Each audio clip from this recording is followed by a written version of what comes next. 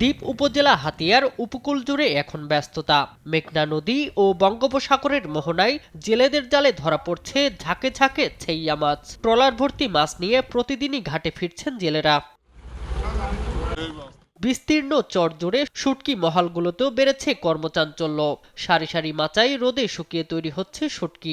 মেঘনা ও বঙ্গোপসাগরের মোহনায় অনুকূল পরিবেশ থাকায় এই অঞ্চলে সেইয়া মাছের উৎপাদন বিপুল। প্রতি মৌসুমে দেশের বিভিন্ন অঞ্চল থেকে ব্যবসায়ীরা ছুটে আসেন এখানে শুটকি কিনতে। তবে মাছের এত প্রাচুর্যের মাঝেও নেই জেলেদের মুখে স্বস্তির হাসি। স্থানীয় জেলে ও ব্যবসায়ীদের অভিযোগ, বাজারে সেইয়া শুটকির ন্যায্য মূল্য পাচ্ছেন না তারা। ন্যায্য মূল্য যে মাছের দামটা, যে মাছটা বিক্রি করবো আমরা 5-6-7 হাজার টাকা, এই মাছটা এখন 3,000 টাকা বিক্রি করতে পারতেছি না। বর্তমানে হরি মাছের মনকে আঙ্গতেন 2,000 200 হলো যায়, 300 হলো যায়। ইয়ারের মাছ ঠিক মতে আমরা মাছটা বিক্রি করতে পারি না। আমরা তো এখন মানে একটা কথা হলো, বাইরের ব্যারিগুলো আসে না। যদি বাইরের ব্যারিগুলো আসতো তাহলে সরাসরি আর আঙ্গতন চাইলেন স্পষ্ট মাছটা কিনে লিয়ে দিত। হাতিয়ার অর্থনীতিতে শুটকি শিল্প গুরুত্বপূর্ণ ভূমিকা রাখলেও এখানে নেই কোনো সরকারি হিমাগার বা উন্নত বাজারজাতকরণ ব্যবস্থা। জেলেদের দাবি, সরকার যদি শুটকির জন্য একটি স্থায়ী বাজার কাঠামো তৈরি করে এবং বাজার মনিটরিং জোরদার করে, তাহলে এই শিল্প আরও বিকশিত হবে।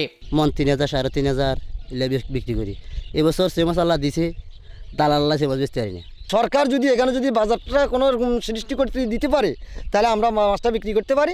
যে সরকারও লাভান্বিত হবে, আমরা জনগণও লাভান্বিত হবে। এ বিষয়ে নোয়াখালী জেলা মৎস্য কর্মকর্তা জানান, খুব শিগগিরই হাতিয়ার সেইয়া শুটকির বাজারজাতকরণ ব্যবস্থার উন্নয়নে একটি প্রকল্প হাতে নেওয়া হবে। যদি আমরা ইন্ডাস্ট্রি ডেভেলপ করে দিতে পারি, এবং এটা আমার কাজ চলতেছে, যদি এবং সুন্দরভাবে ভালোভাবে সংরক্ষণ করা এবং ভালোভাবে শুটকি তৈরি করে এটা ফিশ মিল হিসেবে আমাদের দেশীয় বাজারে থেকে শুরু করে বাইরে আমরা যদি এক্সপোর্ট করতে পারি, তাহলে অবশ্যই জেলেরা এটার ভালো দাম পাবে। আমরা এই বিষয় নিয়ে কাজ করছি। সচেতন মহলের প্রত্যাশা, কাগজ কলমে নয়, বাস্তব পদক্ষেপই বদলে দিতে পারে হাতিয়ার জেলেদের জীবন। শামীম হোসেন, নিউজ ডেস্ক, দেশ টিভি।